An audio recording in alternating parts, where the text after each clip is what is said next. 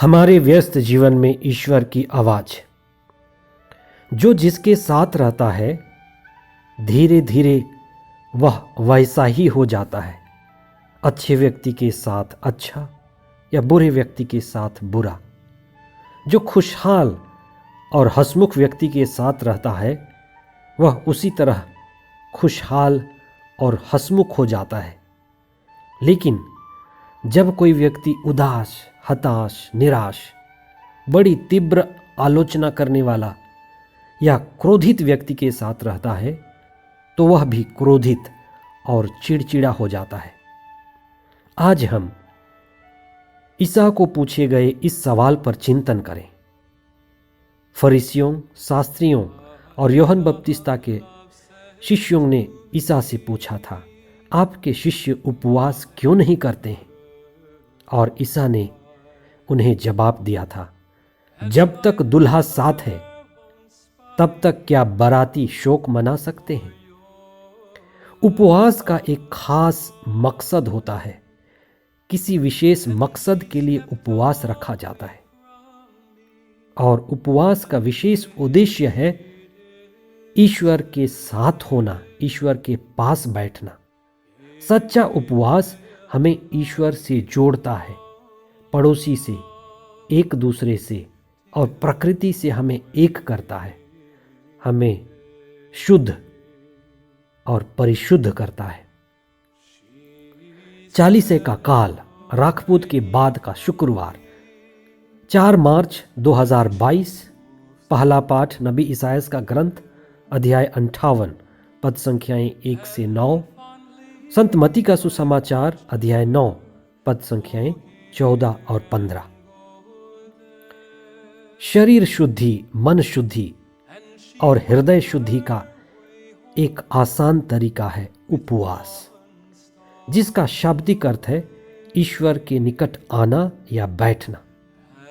उप यानी निकट, वास यानी बैठना, अर्थात ईश्वर के निकट आना या ईश्वर के नजदीक बैठना या होना।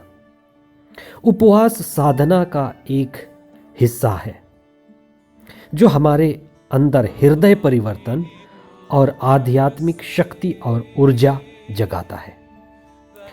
नबी दानियल के ग्रंथ में, एस्थेर के ग्रंथ में और कई नबियों के ग्रंथ में, विशेषकर आज के पहले पाठ में हम इसायास नबी के ग्रंथ में उपवास के बारे में सुनते हैं। यहूदियों के बीच जब जब कोई प्राकृतिक आपदा आई, राष्ट्रीय विपत्ति आई, दैनिक संकट या किसी तरह के संकट में भी वे व्यक्तिगत रूप से या सामुदायिक रूप से उपवास की घोषणा करते थे। उपवास प्राचीन काल से ईश्वर से जुड़ने और आत्मशुद्धि की परंपरा रही है। नबी योना ने जब निनिवे में जाकर उस बड़े शहर के विनाश की बात बताई जो ईश्वर की योजना थी, तो पूरा शहर, राजा, प्रजा, यहां तक कि पशु भी उपवास करने लगे। वास्तव में सच्चा उपवास हमारे सच्चे हृदय परिवर्तन का एक सुगम मार्ग है। अच्छे और सच्चे ढंग से जब हम उपवास में भाग लेते हैं तब हमारा हृदय ईश्वर की ओर अभिमुख होता है। हमारी प्रार्थना तीव्र और ईश्वर केंद्रित होती है। हम प्रेम और विश्वास से भरते हैं। ईश्वर की दिव्य उपस्थिति मन और हृदय में आध्यात्मिक ऊर्जा बढ़ाती है। हमें ईश्वर की कृपा और ईश्वर का विशेष अनुग्रह मिलता है, क्योंकि उपवास में हम एक चित्त, एक मन और एक हृदय हो पाते हैं। एक तरह की बुराइयां जो हमारे अंदर होती हैं उनको हम देख पाते हैं। हमारे अंदर जो गुलामी, अन्याय और सामाजिक बेड़ियां हैं वो टूटने लगती हैं, क्योंकि हम खुद को और बुराइयों को स्पष्ट रूप से देख पाते हैं, समझ पाते हैं और उनको छोड़ने की इच्छा शक्ति हमारे अंदर उत्पन्न हो जाती है। ईश्वर के नज़दीक रहकर हमारे अंदर ईश्वरीय स्वभाव और ईश्वरीय सद्गुण विकसित होते हैं। फरीसी, शास्त्री और यूहन्ना के शिष्य मुक्तिदाता के आने की प्रतीक्षा कर रहे थे, ईसा के आने की प्रतीक्षा कर रहे थे, लेकिन उन्हें पता नहीं था कि मुक्तिदाता कैसे आएंगे। वे लगातार मुक्तिदाता के आने के लिए त्याग कर रहे थे, तपस्या कर रहे थे और बार बार उपवास करते थे। उपवास के समय उनकी विशेष प्रार्थना होती थी जो वे उपवास में दोहराते थे। उन प्रार्थनाओं में एक छोटी प्रार्थना थी, आओ प्रभु आओ, मारानाथा, कम लॉर्ड जीसस कम। यह प्रार्थना मुक्तिदाता के आने के लिए लगातार किया जा रहा था। जब प्रभु ईसा आए, प्रभु ईसा लोगों के बीच थे, तो फिर फरीसी, शास्त्री और यूहन्ना के शिष्य ईसा के पास आकर उन्हीं से पूछे कि आपके शिष्य उपवास क्यों नहीं करते। इसीलिए प्रभु यीशु जो मुक्तिदाता थे, उन्होंने लोगों से कहा, फरीसियों, शास्त्रियों और यूहन्ना बपतिस्ता के शिष्यों से कहा कि जब तक दुल्हा साथ है तब बाराती शोक मना सकते हैं क्या। इसका गहरा अर्थ था, वास्तव में प्रभु यीशु संसार के मुक्तिदाता हैं। जिसके लिए वे उपवास कर रहे थे वो पूरा हो चुका था। प्रभु ईसा आए और उनके बीच खड़े थे। ईसा को देख करके उन्हें आनंद मनाना चाहिए था, लेकिन वे ईसा को नहीं पहचान पाए। उन्हें उपवास बंद करके ईश्वर के साथ जुड़ करके आनंद मनाना चाहिए था, धन्यवाद देना चाहिए था कि ईश्वर ने उन्हें मुक्तिदाता दिया है। वे ईश्वर के मुक्ति विधान को समझ नहीं पाए, न ही उपवास का उद्देश्य और मकसद समझ पाए। इसीलिए ईसा को नबी ईसायास की इस भविष्यवाणी को बताना पड़ा। ईसा ने कहा कि अभी विवाहोत्सव का समय है।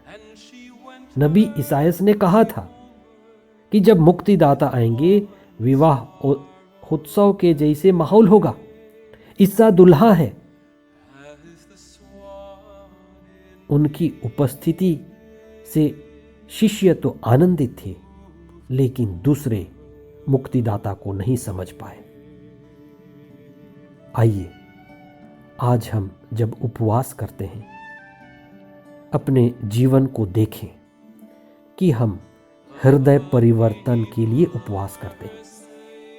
आज हम जब उपवास करते हैं तो इस बात पर मनन चिंतन करें कि हमारे उपवास का कोई विशेष उद्देश्य हो। विशेष करके आत्म शुद्धि के लिए हम उपवास करें, हृदय परिवर्तन के लिए हम उपवास करें। और जब उपवास करते हैं तो ईश्वर के नज़दीक आएं और ईश्वर के सद्गुणों से बढ़ें, दिखावा से बचें, धर्मांधता से बचें, दूसरों की सेवा में आगे बढ़ें और दूसरों की अच्छाई और भलाई करें। आइए हम पवित्र आत्मा से विशेष प्रार्थना करें कि जो उपवास का सच्चा और सही अर्थ है, हम उसी को ध्यान में रखते हुए सही ढंग से उपवास करें। हे प्रभु, हमें उपवास के गहरे अर्थ को समझने के लिए कृपा प्रदान कीजिए। उपवास के द्वारा हम तेरे दिव्य वचन को सुने, उस पर मनन चिंतन करें, आत्म शुद्धि करें, हमारे अंदर भक्ति, प्रार्थना और विश्वास बढ़े। हम सच्चे हृदय से अपने अंदर की बुराई को दूर कर पाएं, अंधकार से प्रकाश की ओर बढ़ें, हिंसा से प्रेम की ओर बढ़ें और एक दूसरे की भलाई कर पाएं। हे प्रभु, हमारे हृदय में, हमारे बीच त्याग, तपस्या और उपवास के द्वारा तेरा राज्य आवे। सारे विश्व में शांति बढ़े। ये प्रार्थना हम करते हैं हमारे प्रभु ख्रिस्त के द्वारा। आमीन।